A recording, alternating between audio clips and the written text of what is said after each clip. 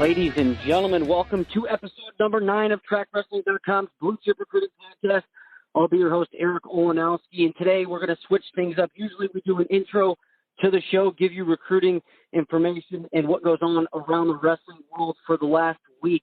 Today we're going to switch that up. We're going to go straight into the interview, and if you want to check a recap, go towards the end of the show. The reason I'm doing that, when I listen to podcasts, I try and skip to the interviews as fast as I can, so I know that's what you guys are doing. Today's guest, coming off a third-place finish at Fargo, a man more wanted than Stan Lee, than Bruce Lee, than Spike Lee, than Tommy Lee. Brayton Lee, welcome to the show. Hello, thank you for having me. Well, let's jump into the show. I want to start by trying to figure out, you're one of the most recruited guys, it seems, right now. Every time I get on social media, it's a new picture of a new coach at your house. So before we get into that, let's start with a little background on yourself. Where did you start wrestling? How'd you get into it? How long have you been wrestling? Those type of things. So I started wrestling when I was about 5 years old. My dad took me to a high school wrestling meet, and I threw up at the place, but I stayed and watched the finals, and I've loved it ever since then. I've had a longtime coach, Chad Red, since I was about 5 years old, and he's coached me all the way through.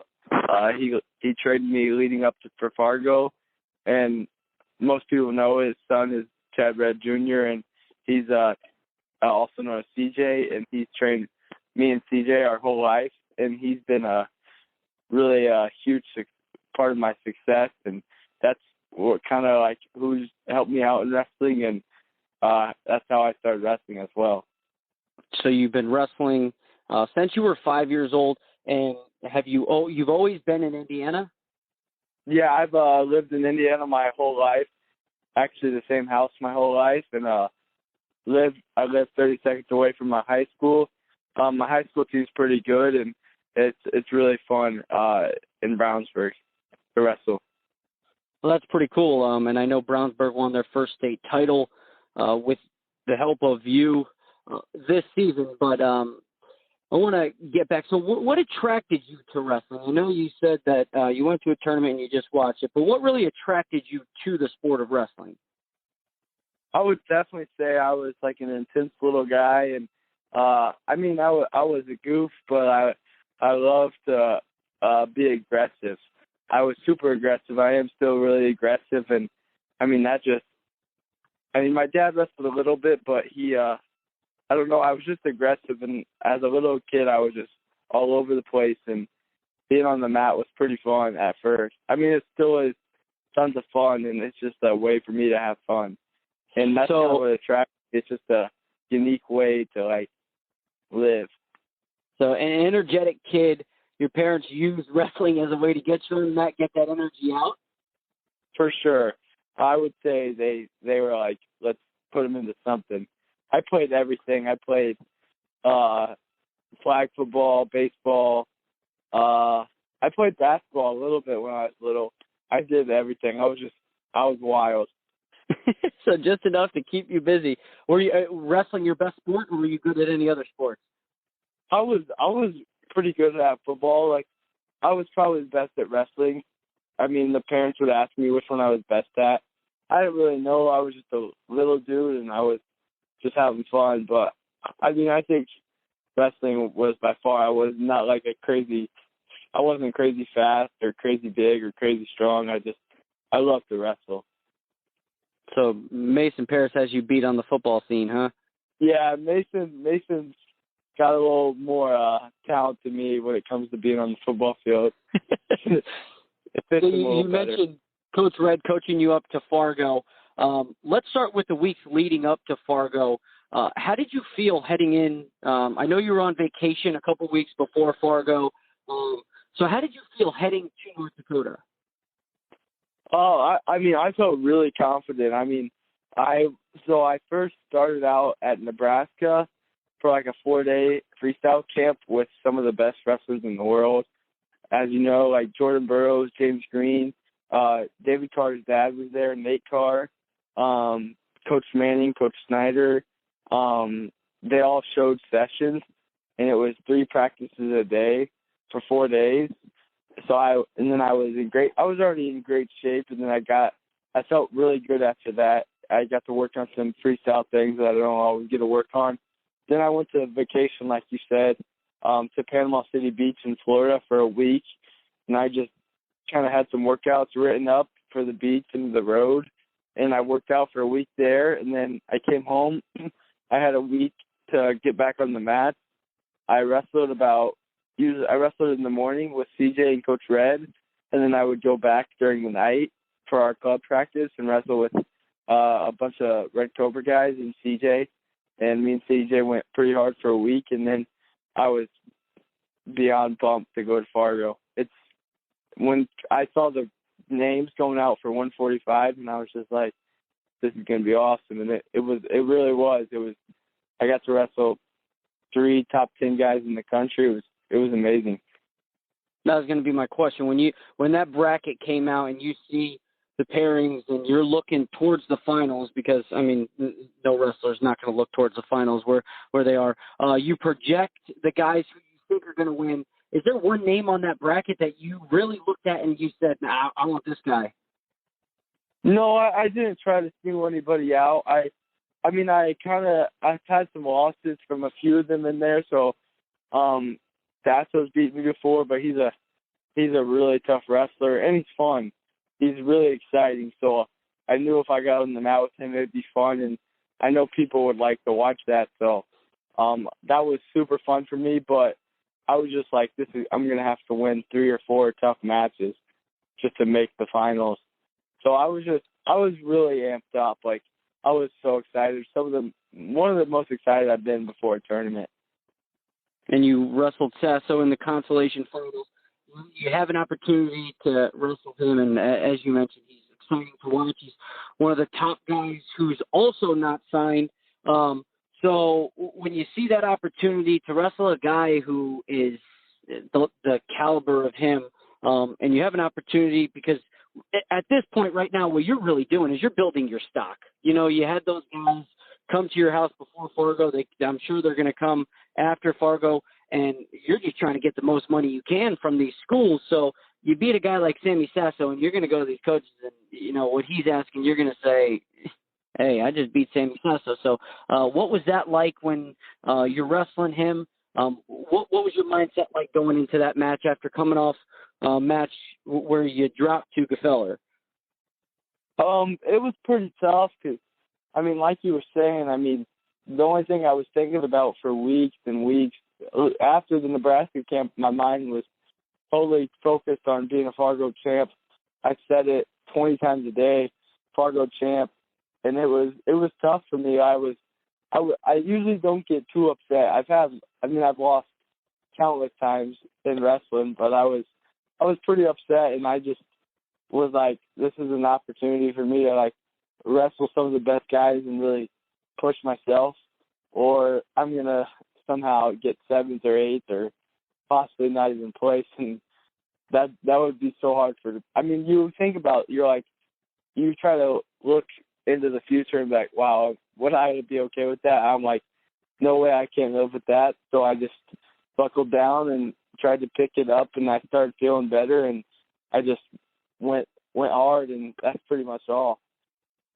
So you're listening to TrackWrestling.com's Blue Chip Recruiting Podcast. Eric Olanowski joined by Brayton Lee out of Indiana, 3rd place Fargo finisher, multiple-time state champion.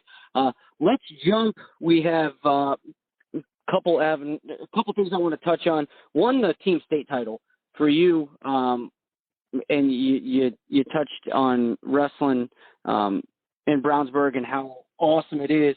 So to get that team state title, first of your schools, what was that like? I mean, that must be, because if I recall, was the team state title was locked before you wrestled. Is that correct? Yeah, that is true. Before I stepped out on the mat, the championship was already locked up. Okay, so first, I mean, how do you control the emotion? You have one of your goals as wrestlers to become a state champion. So I'm sure you had the team state title in mind and you had the individual title in mind. So you win the team title, and how do you control your emotion heading into that state finals match? I don't. Just pretty much just staying focused on what you guys do, and I've just heard a lot of, like, I've had so many great people talk to me, and just wrestling hard, like just going out there and doing what I do and just wrestling hard and just trying to, for every negative thought that comes into mind, just throwing a positive thought in there and just getting out there and having fun and just letting it fly, like not holding anything back.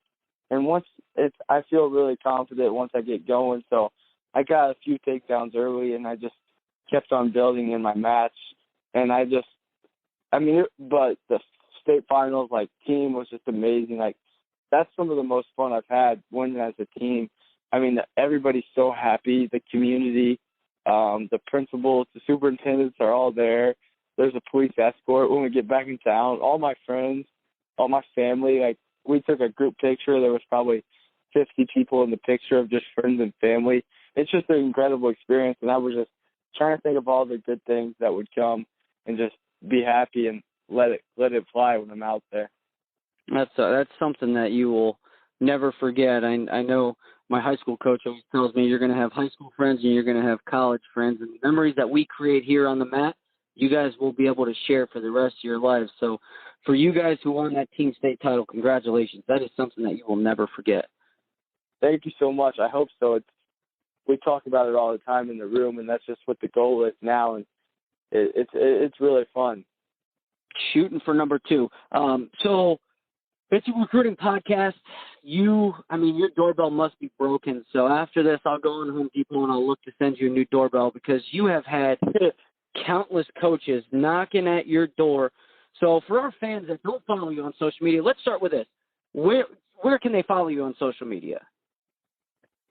Brayton _Lee is my Instagram, and my Twitter is Brayton _Lee4. All right, so go check those out. You're posting pictures of all these college coaches. For people who don't have Twitter and they don't know what's going on, can you let them know what schools have showed up to your door? Oklahoma State has been at my house, Nebraska, Minnesota, Virginia Tech came to the beach, North Carolina State, and I think that's about it right now. Iowa State's coming here in a few days, I think. Here in the next few days. So you have some of the biggest programs in college wrestling knocking at your door. How do you stay humble during this whole process? I mean, how cool is it that you have all these coaches wanting you? For me, it's incredible. I always say, like, I'm a wrestler, but, like, the reason why I'm a, like, huge wrestler is because I'm such a fan. Like, when I, like, see these guys, and I'm like, it's kind of weird because I'm like almost like, wow, this is crazy. But I'm a huge fan, so I'm just, like, in love with these guys, who they are, and, like, what type of wrestlers they are. And so you said Iowa State's still coming to your house. Is that going to be your last home visit before you are looking to take your official visits? Yeah, I think so. So have you taken any official visits up to this point? No, because my senior year hasn't started yet. And, like, with the NCAA rules, I'm pretty sure your senior year has to be started. Okay. And a lot of the colleges like to do it during the football games and stuff. So I also get that, like, super cool experience as well. Right. Take advantage of that. You get privileges like no other when you go on those recruiting trips. You get food for days, anything you want, and then you get the treatment of a lifetime. You get to go down on the field. So take advantage of that. Yeah, it's pretty awesome. It's like kind of like a basketball. Have you taken any? So you haven't taken any official visits. Any unofficials that you've taken? I know you said you worked out at Nebraska, so you've been to Nebraska. Any other schools that you've been to on an unofficial visit? Yeah, I've been to North Carolina State. I've been to Virginia Tech. I've been to Minnesota. and I've been to Purdue and IU, and then that's about it. Yeah. So quite a few schools. We get your on Monday. That's pretty cool. You got your top 5 that you're going to release on Monday. So what are you looking for in a school exactly? I mean, what from you do you have to have? Some of the things that are most important things for me are just such as like a really tough room for me and kids around my side, kids that I think I'll work well with, and also just like feeling comfortable and like being able to feel like the team is like a really tight-knit group, and just making sure like I'm really comfortable with all the coaches, and just most importantly making sure like we all have like the same beliefs, and we all have we're all close together, and just making sure it feels right and stuff like that. That's kind of why I'm waiting, just to make sure I get the whole feel and just so I understand. So, I mean, I always look at what college coaches ask kids. So if I was a college coach, and I'm here to ask you one question, and that's going to be, what are you going to bring to my team? How would you answer that question? Pretty much hard work and a positive attitude and everything I got. So that those are the only recruiting questions I have for you. I want to end on kind of a fun note and try to find some more things out about you aside from wrestling. So if there's one coach that you could work out with, I mean, you're a high-level guy, so you mentioned being at all those places. But if there's a coach that you could just have train you for a month that you haven't had the opportunity to work with, who would that be? Somebody that I have not gotten to wrestle with before. Or work with, or anything. It could be a current coach. It could be a retired coach. Okay, so somebody I've never learned from or got to wrestle with much. Well, I've never gotten to roll around with Cale Sanderson, so that would be pretty sweet. That'd be cool. So I mean, his thinking and his creativity and his technique just seems. I've got to watch a few technique things, but it was when I was pretty young. So like to be able to like feel him, that would be pretty awesome. Since I've never gotten to wrestle with him before. So Cale Sanderson, good choice. I think I would go with that as well. Are you a spicy food guy? What was that? Spicy food? You a fan of spicy food or no? Oh, not at all. I can't handle much. I'm pretty soft when it comes to spicy food. All right. Are you a fan of fashion shoes? Oh, I love wrestling shoes, most importantly. But I love tennis shoes. Like I used to have tons. Well, actually, I still have tons of Jordans, like a bunch of retros and stuff. And, okay. Yeah, I don't wear those, but I just loved the shoes at the time when I was a little younger.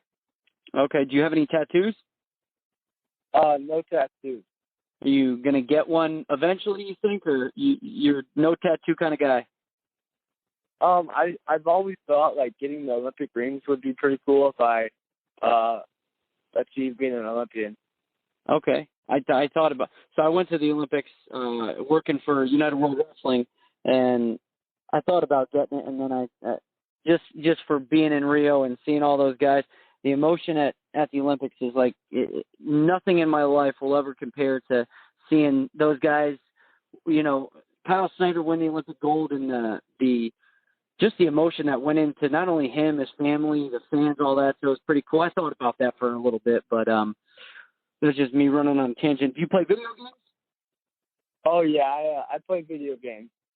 What's your favorite one? Probably NBA 2K, like 17, or Injustice. It's like this like Superman game. It's pretty fun. All right, so you Xbox, PlayStation guy.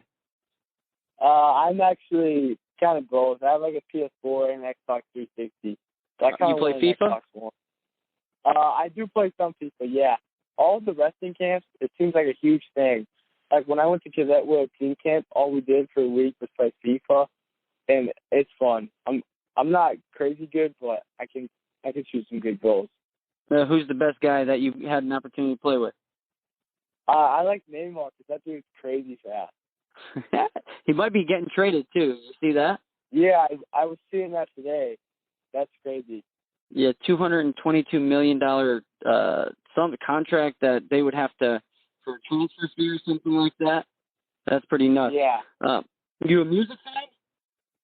I'm not huge in music, but I like to listen to like some artists. I like NF, like a Christian rapper. Also like John Bellion. He sings like I like some different dudes. They're pretty cool though. All right, and last question, who's the coolest guy like you've ever had the opportunity to talk to on the phone? Like whether it be FaceTime or who's the coolest dude you've talked to? Like most famous crazy guy when you got off the phone with him, you were like, I just got off the phone with blah, blah, blah. Craziest person I've tried to on the phone was probably Kerry Cole. I got to talk to him one time on the phone. That's impressive. Yeah. Man, Kerry Cole. That's pretty cool. Kerry Cole, you say you're a wrestling shoe fan, and this dude with some of the, most sought after shoes in the wrestling world is calling you. So. Yeah, that's if you think about it like that, that's crazy because everybody, even kids, probably don't even know who Kerry Cole is, but they know who his shoes are. Yeah, which is insane. Well, Brayton, we are looking forward to your top 5 list that's coming out on Monday. Once again, where can your fans, your followers, if they're not following you on all social media sites, give it to them again. Where can they follow you? You can follow me on Instagram. My name is Brayton Lee, but my username is Brayton_Lee. You can follow me on Twitter at Brayton_Lee4. That's me. All right, and I'm Eric Olanowski. Make sure you follow me Twitter, Instagram, Snapchat, all the social media sites at Eric Olanowski. I know some of you who have been following me for a long time know the old Twitter name at EasyE_Shownuff. While we're on air, people were asking me, guy said to me, where can the listeners follow you? And I said, Easy Shownuff, and it was the most embarrassing thing in my life. My mom called me and she said, change your Twitter name, be more professional. So at Eric Olanowski, make sure you follow me. Make sure you go to trackwrestling.com, subscribe to all of our podcasts. Matt Chat, you have Weighing In with Andy Hamilton and David Mercatani. Make sure you follow all of those on iTunes. Make sure you go to trackwrestling.com and follow all Track's accounts on Twitter, Facebook, Snapchat, all that good stuff. That has been it for episode number 9. Brayton Lee, I'm Eric Olanowski. Let's jump over to the weekly recap. Thanks so much for having me. All right, so let's take a look at what was going on around the wrestling world. Some of the biggest news coming out. Joey Silva out of Florida signs to Michigan, gives his verbal commitment to Michigan. So that, if you look at their lineup that they're going to have in the next couple of years, Drew Mattin, Fargo champion, along with Ben Freeman, another Fargo champion, and then you bring in Joey Silva. So the Wolverines are in great shape. And speaking of those guys, and Joey Silva, we're going to have him on the Blue Chip Recruiting Podcast. We're also going to have Drew Mattin and Ben Freeman. We're going to do a joint show with them, so that's going to be pretty cool, taking a look at some of those Michigan recruits. And one other thing to touch on, Eric Guerrero, longtime assistant coach for Oklahoma State University, leaves Oklahoma State and heads where else but in-state rival Coach Lou Roselli at Oklahoma. Been there a year, already making some noise. So Lou Roselli takes Eric Guerrero. There were rumblings around the wrestling world that Guerrero was on the hot seat. I heard it a couple weeks before that he could potentially be out at Oklahoma State. I wasn't going to release it because I didn't know how true it was. And next thing we know, we hear last week that Eric Guerrero leaves to go to Oklahoma. So great pickup for them for their RTC. And that's going to do it. That's going to be it for this week. Like I said, make sure you subscribe and join, follow all the track accounts, my account at Eric Olanowski. We're going to be having a lot of good guys come on. Kurt McHenry, I mentioned Matt and Freeman, Silva. We're going to have Brody Teskey on. So it's going to be pretty fun couple of weeks coming up here for the Blue Chip Recruiting Podcast. I appreciate you listening. See you next week.